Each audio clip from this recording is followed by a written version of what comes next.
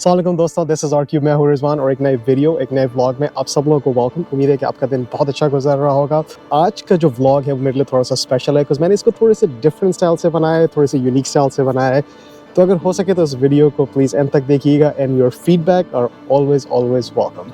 तो नेचुरली हर एक को हर चीज़ के बारे में 100% इल्म नहीं होता, जिसकी वजह से थोड़ी बहुत मिसअंडरस्टैंडिंग्स होती हैं, थोड़ी बहुत मिसकंसेप्शंस भी होते हैं और यही थोड़ी बहुत मिसकंसेप्शंस यहाँ पर यूएस में भी होते हैं, ख़ास तौर पे बच्चों के हवाले से। तो मैंने सोचा कि वो मिसकंसेप्शंस मैं आप लोगों के साथ शेयर करूँ और एक कहानी, एक स्टोरी के स्टाइल से। तो पहली चीज़ तो ये है कि अगर आप बच्चों के साथ बहुत ज़्यादा सख्ती करेंगे, आप उनको डाँटेंगे, अगर आप उनको मारेंगे, तो बच्चे पुलिस को कॉल कर सकते हैं और पेरेंट जो हैं वो बहुत बड़ी परेशानी में और मुसीबत में आ सकते हैं और बच्चों को उनसे दूर भी किया जा सकता है। और दूसरी चीज़ ये कि जैसे ही यहाँ पे बच्चे 17 या 18 साल के होते हैं, पेरेंट्स उनको घर से बाहर निकाल देते हैं। तो मैंने सोचा कि इन दोनों चीज़ों को एक स्टोरी टेलिंग के स्टाइल से आप लोगों के साथ कवर कर सकूं, एक अच्छी विलेज ड्राइव के साथ। So let's go. आज की वीडियो एक तरीके से पार्ट 1 है, जिसमें हम ये डिस्कस करेंगे कि वो कौन से सिनेरियो होते हैं जिसकी वजह से बच्चों के ऊपर हाथ उठाया जाता है या बच्चों को मारा जाता है, जिसकी वजह से लॉस क्रिएट हुए हैं। और ये लॉस समझने के लिए हमें थोड़ा सा पीछे जाना पड़ेगा, अराउंड 1950s, क्योंकि 1950s तक यूएस में ऐसे कोई लॉज नहीं थे जो कि बच्चों को फुली प्रोटेक्ट कर सकें। यानी कि अगर आप बच्चों के साथ किसी किस्म का अब्यूज़ कर रहे हैं, उन्हें मार रहे हैं या उन्हें बहुत छोटी एज में जॉब करवा रहे हैं, तो उनका कोई पूछने वाला नहीं था। यहाँ तक कि अगर बच्चे प्रॉपर तरीके से स्कूल नहीं जा रहे या बहुत ज़्यादा एब्सेंट हो रहे हैं, तो टीचर्स या काउंसलर्स कॉल करके ये नहीं पूछते कि बच्चे क्यों नहीं आज स्कूल आए। तो कहा यह जाता है कि इस तरह के चाइल्ड अब्यूज़ केसेस अमेरिका में हर जगह तो नहीं होते थे, लेकिन उन शहरों में जहाँ पे बहुत लेबर इंटेंसिव जॉब्स होती हैं, वहाँ पर इस तरह के केसेस ज़्यादा थे। और यूएस में उस टाइम पे जो हाउस होल्ड थे, उसमें एक आपके हस्बैंड होते थे, वाइफ होते थे और 2 या 3 बच्चे होते थे। इस टिपिकल 1950s के हाउस होल्ड में वाइफ की रिस्पॉन्सिबिलिटी घर को ऑर्गेनाइज़ करना, घर को टेक केयर करना और ख़ास तौर पे बच्चों की देखभाल करना, और हस्बैंड की रिस्पॉन्सिबिलिटी होती थी बाहर जाके फैक्ट्री में काम करने की। अभी थोड़ी देर में अलार्म बजेगा और इसी के साथ सुबह 4 बजे हस्बैंड की मॉर्निंग रूटीन स्टार्ट होगी। अब सुबह उठते ही आपको अपनी कॉफ़ी ख़ुद बनानी है, आपको अपना नाश्ता ख़ुद बनाना है। घर पे कोई एक्स्ट्रा हेल्प तो है नहीं जो आपके लिए सारे काम कर सके।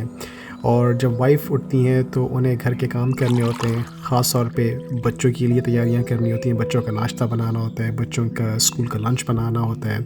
तो ज़्यादा से ज़्यादा वो हस्बैंड के लिए एक सिंपल नाश्ता बनाती हैं। उस टाइम पे नाश्ता वैसे भी सिंपल होता है, ब्रेड बटर के साथ टोस्ट करके रख दिया, बॉइल्ड एग्स बना दिए या फिर स्क्रैम्बल एग्स बना दिए, और इसी के साथ जो हस्बैंड हैं वो जॉब के लिए निकलते हैं।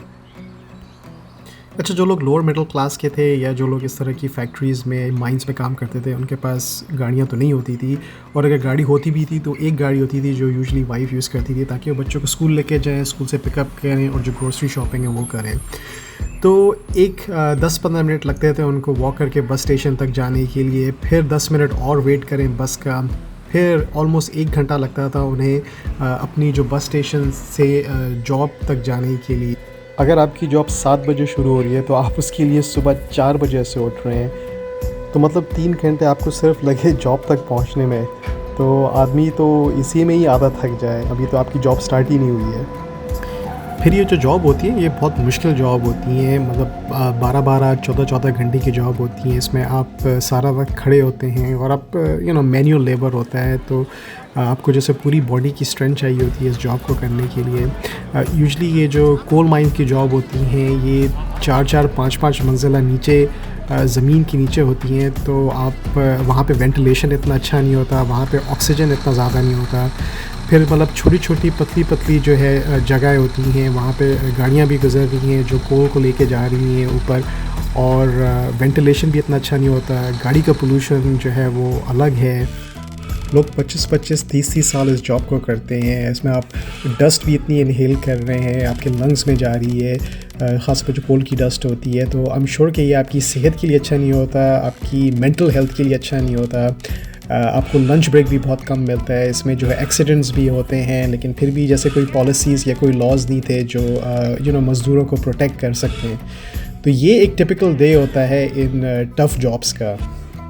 तो जब आप थक हार के 18-19 घंटे के बाद घर आते हैं तो आपका दिल चाहता है कि घर में सुकून हो, खामोशी हो, लेकिन ऐसा होता नहीं है। घर के अपने काम होते हैं वो अलग होते हैं, बच्चे अपना अलग हंगामा कर रहे होते हैं, जिसकी वजह से आप और स्ट्रेस में होते हैं क्योंकि आपको पीस एंड क्वाइट चाहिए होता है थोड़ी देर के लिए, चाहे वो आप उसमें टीवी देखें या आप उसमें जो है वो अपने ख़ुद का थोड़ा बहुत काम करें, लेकिन ऐसा होता नहीं है।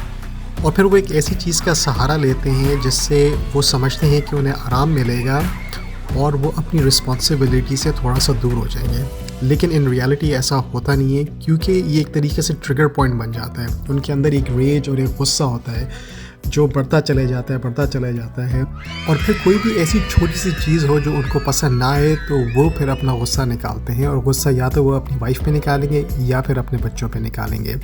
और बच्चों पे निकालना आसान है क्योंकि बच्चे एक तो बहुत वल्नरेबल होते हैं और आप उनको ईज़िली कंट्रोल कर सकते हैं। और ऐसा बहुत सुनने में आता है कि गुस्से में माँ बाप जो है वो बच्चों को लॉक कर देते हैं, दिनों तक जो है वो खाना नहीं देते और खूब उनको जैसे वो मारते भी हैं। तो ये कहना है कि अमेरिका में सारे पेरेंट्स ने अपने बच्चों के साथ बहुत बुरा सलूक किया है, ये गलत है। ऐसा बिल्कुल भी नहीं है। यहाँ पे बहुत सारे ऐसे पेरेंट्स हैं जो अपने बच्चों का बहुत ख्याल रखते हैं, अपने बच्चों की बहुत टेक केयर करते हैं, जिसके बारे में मैं नेक्स्ट वीडियो में थोड़ी और बात करूँगा।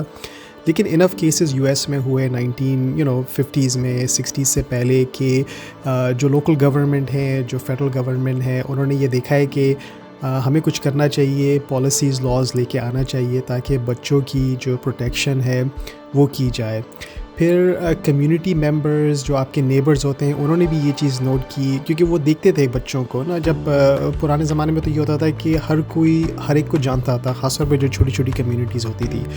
तो अगर आप किसी बच्चे को देख रहे हैं और आप उसी बच्चे को दोबारा देख रहे हैं 1 वीक 2 वीक के बाद कि भाई उसकी जो न्यूट्रिशन है उस पे इम्पैक्ट पड़ रहा है और जो उनकी जो सेहत है उसके ऊपर इम्पैक्ट पड़ रहा है, तो ज़रूर कुछ ना कुछ हो रहा है फैमिली के अंदर जिसकी वजह से बच्चे जो हैं वो स्ट्रगल कर रहे हैं।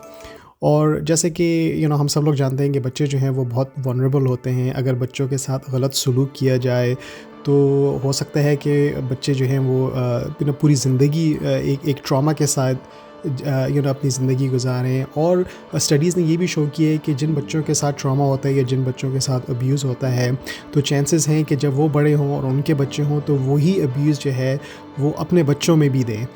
तो इन सब को प्रोटेक्ट करने के लिए जो है वो लॉज बनाए गए हैं ताकि जो है वो बच्चों के साथ ऐसा ना हो। तो ये कहना है कि आप बिल्कुल बच्चों पे हाथ नहीं उठा सकते या आप बिल्कुल बच्चों को मार नहीं सकते, ऐसा नहीं है। अगर आप हल्का सा डांट रहे हैं बच्चे को या हल्की सी पनिशमेंट दे रहे हैं दैट्स ओके। अगर सोशल सर्विसेज को कॉल भी किया जाता है या किसी वजह से पुलिस को कॉल भी किया जाता है तो वो एक सेपरेट इंटरव्यू करते हैं जस्ट टू मेक श्योर कि जो स्टोरीज़ हैं वो मैच कर रही हैं। और आजकल के बच्चे जो है ना वो बहुत ज़्यादा समझदार हैं, उनको पता है कि अगर पेरेंट्स डांट रहे हैं या पेरेंट्स आपको पनिशमेंट दे रहे हैं तो वो किसी वजह से कर रहे हैं क्योंकि they are looking out for you. और उन्हें ये भी पता है कि अगर वो सोशल सर्विसेज को कॉल करेंगे तो चांसेस हैं अगर उनको इस घर से निकालें या अपने माँ बाप से दूर करें तो वो उनको फॉस्टर केयर में रखेंगे या फॉस्टर केयर में भेजेंगे जिनकी जो कहना चाहिए जो स्टैंडर्ड्स हैं वो इतने अच्छे नहीं होते, वहाँ पे बच्चों को इतनी फैसिलिटीज़ नहीं मिलती। सो ओवरऑल बच्चे किड्स आर स्मार्ट, उनको पता है और पेरेंट्स जो हैं वो भी स्मार्ट हैं, दे नो एग्जैक्टली जो है बच्चों के लिए क्या सही है क्या गलत है। और जब यहाँ पे आपको बहुत ही जो यंग एज से कहना चाहिए हाई स्कूल से कॉलेज से जो है वो समझाया जाता है कि किस तरह जो है वो बच्चों के साथ सलूक करना चाहिए, how to treat kids, patience वाली चीज़ें जो हैं वो काफ़ी सिखाई जाती हैं। जब आप प्रेगनेंसी से गुजरते हैं तो आपको बुक सजेस्ट की जाती हैं, आपको क्लासेस सजेस्ट की जाती हैं जो आपको सिखाती हैं किस तरह बच्चों के साथ सलूक किया जाए या किस तरह आपको बच्चों के साथ how patient you have to be with the kids. बच्चों की पॉलिसी के प्रोटेक्शन होना मेरे ख्याल से हर मुल्क के लिए बहुत ज़्यादा ज़रूरी है बिकॉज़ बच्चे जो हैं वो फ्यूचर हैं और उनको जितनी अच्छी फाउंडेशन मिलेगी, जितनी लविंग केयरिंग हाउस होल्ड मिलेगा, उतने ज़्यादा सक्सेसफुल वो फ्यूचर में होंगे। तो ये थी आज की वीडियो, पार्ट 1 वीडियो। अगर आपको आज की वीडियो पसंद आई तो प्लीज़ इस वीडियो को लाइक कीजिए, इस वीडियो को शेयर कीजिए, हमारे चैनल को सब्सक्राइब कीजिए और रियली कमेंट्स में मुझे ये बताइएगा आपको आज के जो स्टोरी आज का जो स्टोरी टेलिंग वाली स्टाइल है वो आपको किस तरह लगा। तो मेरी कोशिश रहेगी कि मैं आइंदा वीडियो में भी इस तरह की सेगमेंट्स ऐड कर सकूं, just to make it a little bit more different. So इसी के साथ इजाज़त दीजिए, अपना बहुत ख्याल रखिए, be safe and I will see you guys in the next one. Bye everyone.